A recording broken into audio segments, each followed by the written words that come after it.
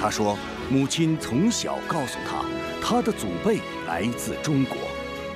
It is important to know our past, to know why we are where we are, and then it will serve as a guide for our future.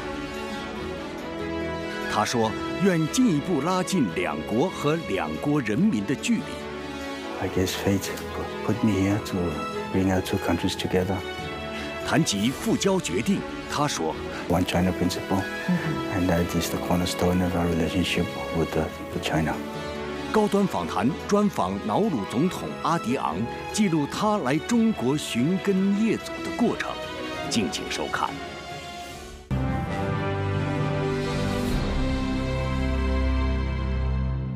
关注国际焦点，洞察世界风云。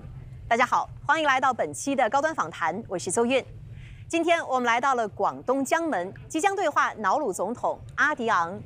去年3月，也就是中瑙复交2个月后，我们在阿迪昂总统首次访华期间对他进行了专访。当天采访结束后呢，他与我们分享了一个秘密和一个愿望。那么这个秘密是什么？他的愿望实现了吗？复交1年半来，中瑙从双边关系到各领域务实合作发生了哪些积极变化？展望未来，两国又将如何在发展的道路上一起奋进，携手向前呢？今天我们一起在对话中寻找答案。对瑙鲁总统阿迪昂来说，这是一次特殊的经历。中午先生到您的家乡，这是江门，欢迎您。2025年7月6日，他携亲属一行抵达广东，开启寻根谒祖之旅。Mr. President, ladies and gentlemen, welcome to China Chaozhou Museum of Overseas Chinese. 中国侨都华侨华人博物馆内，一张张旧照，一件件文物，诉说着华侨移民史。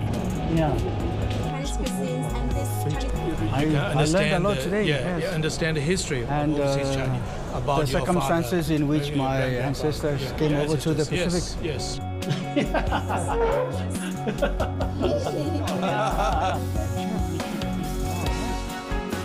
下南洋，闯金山。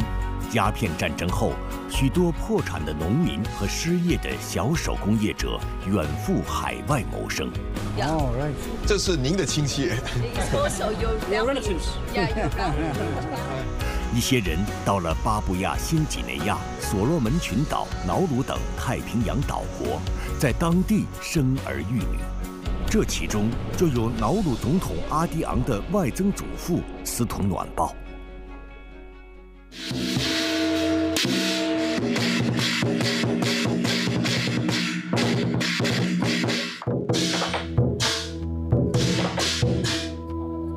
是咱们司徒氏家族寄宿。江门开平市赤坎镇的素安居炉是司徒氏的祖祠之一。请组长引领总统先生。在这里，阿迪昂总统一行按照侨乡传统举行了祭祀仪式。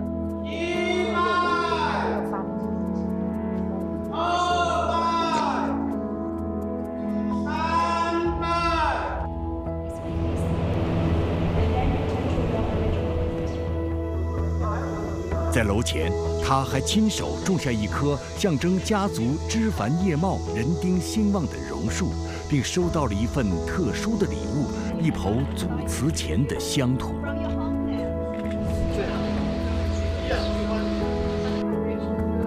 站在这张始祖迁徙世系图前，阿迪昂详细了解了司徒家族的起源、发展和变迁。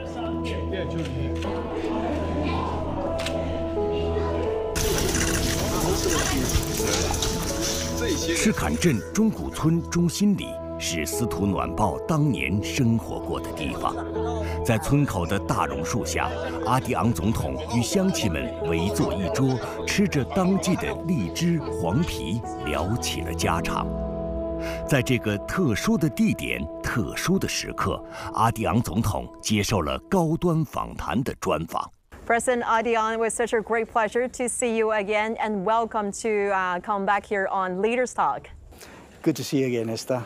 It's a great moment to be here. It is. How do you feel right now in this village where actually your great-grandfather has once lived here, right? It's been a while, and it's quite an emotional, unforgettable, very moving moment. I had some goosebumps coming in on the car ride and seeing all the village out here waiting, waving, smiling, welcoming us. Yeah. The reason that we are here is because of your connections with this land. Last time during our interview, you shared a personal secret with us. It's about your Chinese heritage and your desire to one day come back and really trace back your Chinese roots. So, Mr. President, if you don't mind, can you share with the viewers a little bit about this secret and story? Well, when I met President Xi Jinping last year in Beijing on the resumption of our diplomatic relations, I asked him a small personal favor. And that was to reconnect me with my ancestral roots here in China. So I am here as his guest, and I wouldn't be here without his assistance and support.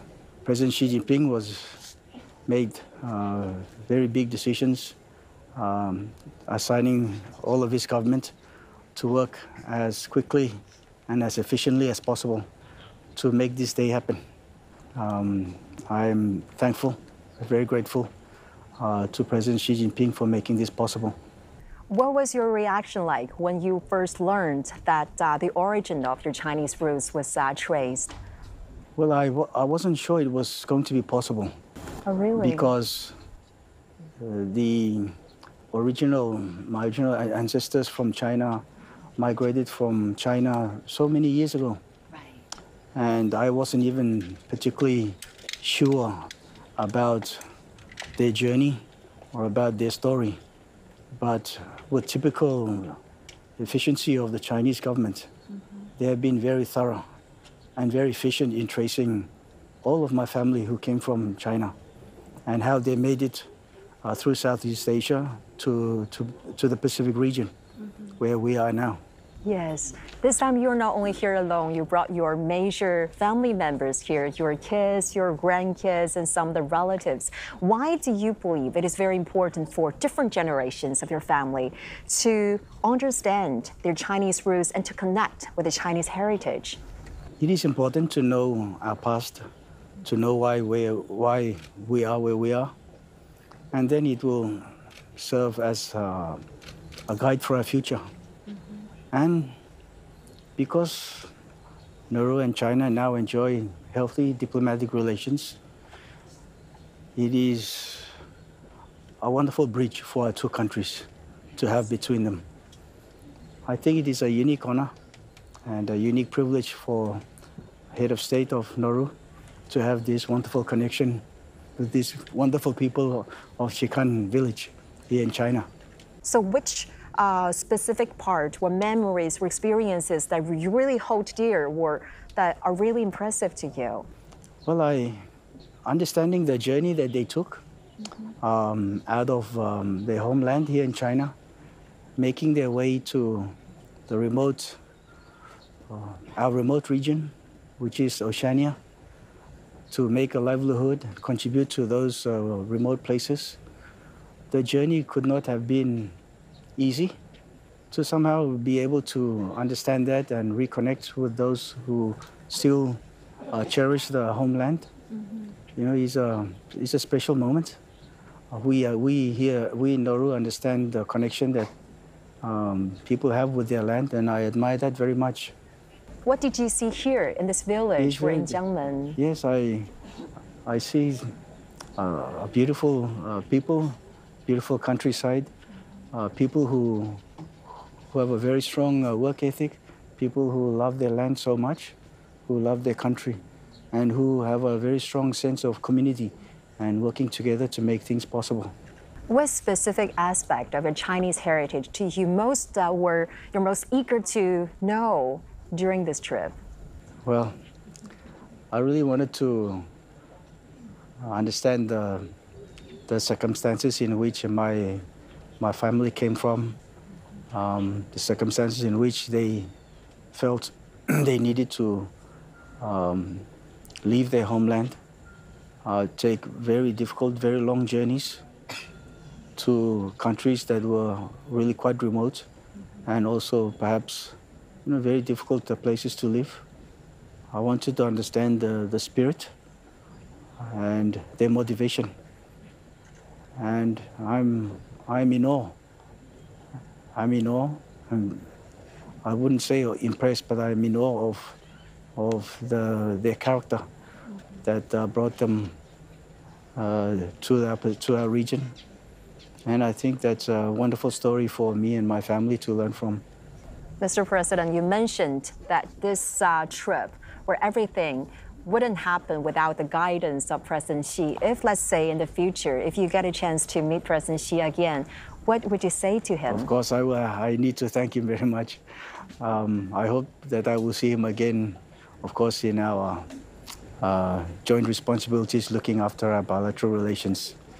I owe him a big favor. Well, I don't know how I can repay, but I do owe him a big one. And earlier today, when you were planting a tree at the Thai ceremony, you were given a bottle of soil. Yes, yes. So I guess that's something that you're going to bring back to your country. And besides that, is there something else, some of the spirit, the insights that you gained here that you would like to bring back to your home country and share with your people? I'm amazed by the transformation. I understand how difficult life was several generations ago, and that's why a lot of the people from this region moved out. But to see the transformation, that's an amazing story in itself. The spirit, the hard work ethics of the Chinese people is a modern day phenomenon that should be, people should try to replicate everywhere else. 今年81岁的唐慧霞是阿迪昂总统的堂外祖母。虽然两人是第一次见面且语言不通，但阿迪昂总统一直紧紧拉着她的手。在堂外祖母家里，阿迪昂总统与他的中国亲戚们互赠了照片和礼物，年轻人之间还互相加了微信。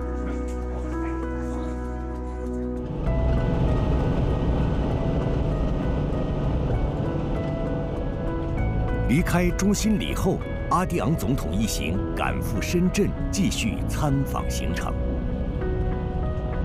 我们再次对他进行了专访。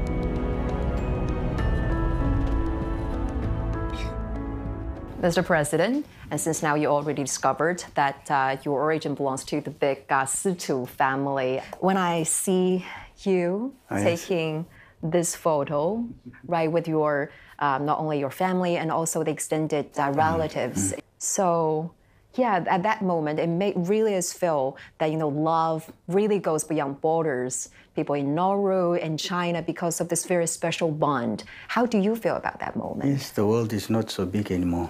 To think that before today, we didn't know each other at all, but now we are going to be communicating by WeChat to keep the families connected. And my daughter, who will be schooling out of Beijing in a couple of months, she will be responsible for staying connected and bringing the two families closer together. And I saw you holding the hands of this old lady. She's an extended we're relative. Calling her Granny. Yeah. Were you excited or touched to see her? Yes, and what of did you course. tell her? Oh, well, it's good to know her. And I hope that they will welcome us back again and again, because we really want to be close to our family on this side of the world. Both in our conversation this afternoon and just now, you mentioned that you want to come back. You want to bring your families and the younger generation to come back. What kind of, what part of China that are you really interested and have this special bond with? I guess fate put me here to bring our two countries together. There is a lot that we can learn from China, not just us, the people in Nauru, but the world. Well, I'm the president of Nauru, and I think my job is to learn as much from China as we can, not just to obtain what support that they can give us for development, but just basic values as well. The things that drive the Chinese people to contribute so much to their society, to allow themselves to transform their whole society from in the hundreds of millions out of poverty to one of the most developed countries in the world now.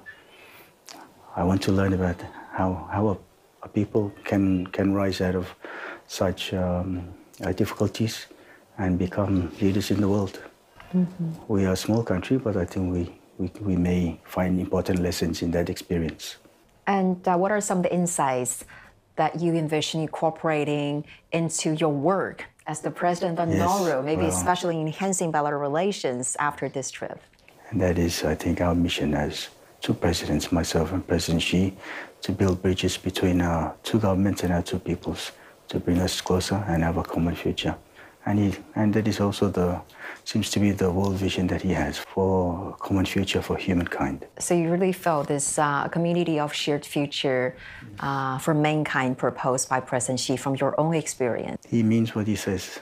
The people who work for him, they share that vision and they work for that vision. That's quite inspirational. Yes. That we're not just talking about a few dozen people. We're talking about 1.4 billion people who believe in that vision, who work towards that vision. That's inspirational. He has the full respect of his people. That allows him to do a lot for China because 1.4 billion people that he can use to drive China to make it a stronger country. And yesterday, when you were at the museum, the ambassador was introducing the Chinese traditional medicine, the acupuncture to you. And suddenly, I think you know it. You've experienced the Chinese acupuncture, well, there right? was a Chinese traditional medicine team that came to Nauru earlier this year. Yes. And I had a very big problem after lifting some weights in the gym. And I had a big problem with one of my ribs.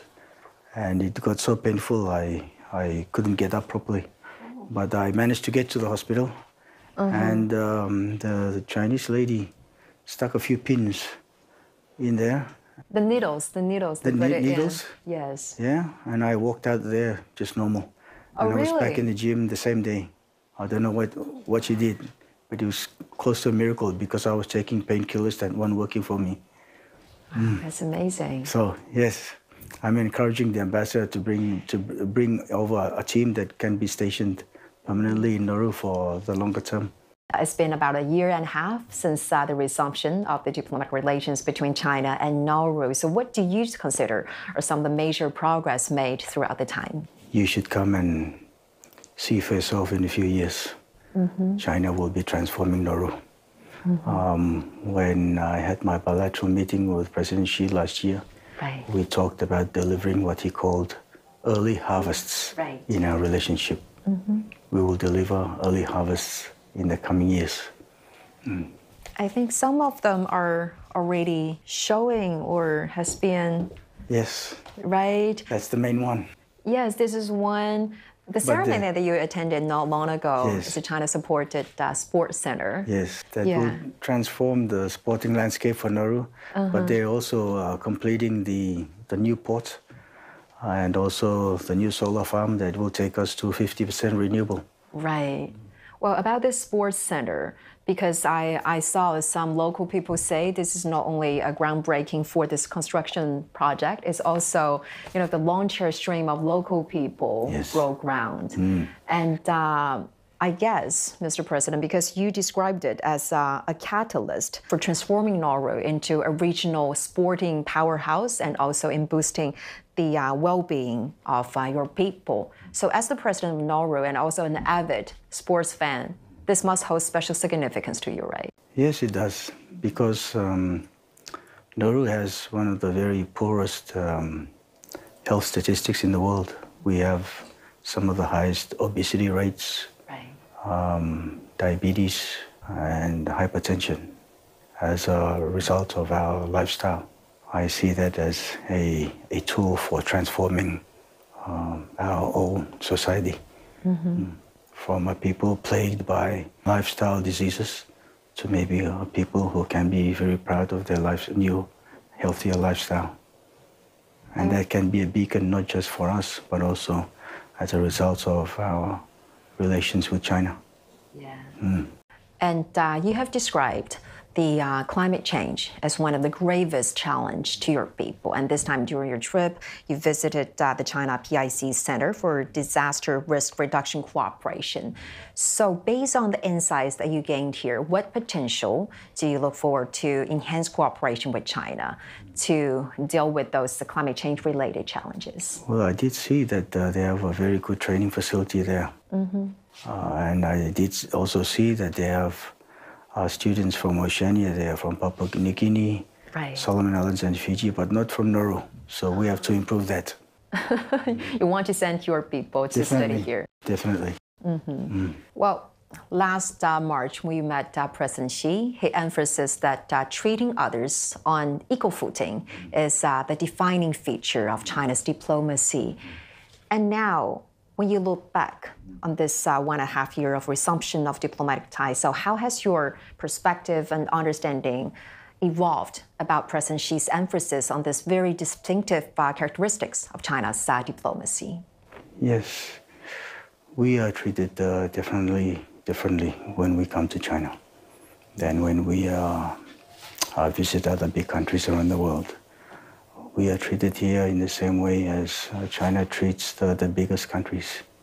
They recognize everybody equally. And I think that's a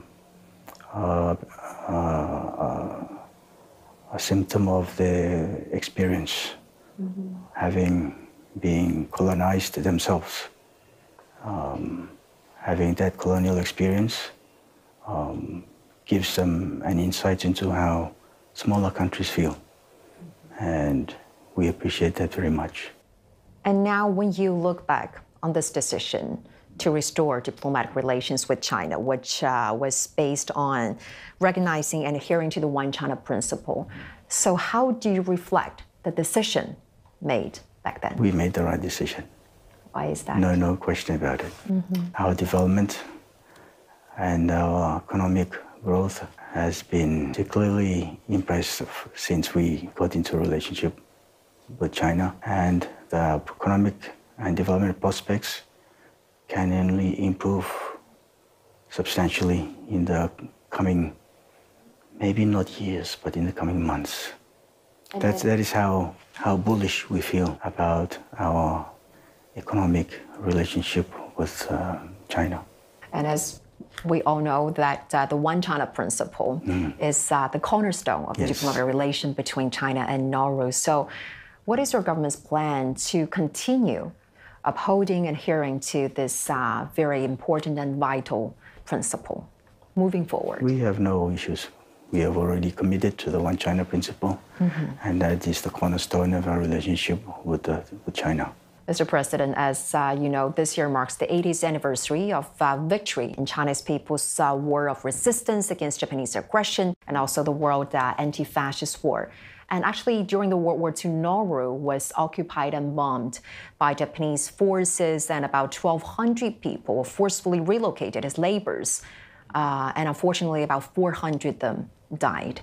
So how do you think the trauma by the Japanese occupation has made or has left your country? The trauma and memories are so deep that we recognized the day they returned from Chuk as the day we celebrated our independence also. It's a very terrible experience during the war. But those who stayed behind in Nauru suffered equally hard because there was no food on the island, and what food was left was only to be consumed by the Japanese soldiers. And our people were left to eat rodents and virtually starve to death. So we thought it should be as important a part of our history to remember also the experiences for those who had to remain on the island and suffer all the hardships there. How would you evaluate the role of China in the ultimate victory of that war? Yes, of course. You celebrate 80 years today, and we celebrate next year the 80th anniversary also of when our people returned from Chuk in exile. We all have similar experiences from that we can share and maybe grow from that together. Okay, Mr. President. Or is there something else that you would like to? No, I already told you that my little secret, and this is it. It's a great pleasure talking to you again with such a very impressive experience for sharing with us your secrets, your personal insights. And yeah, indeed, it's a great pleasure talking and meeting you again. Thank you. Thank you all.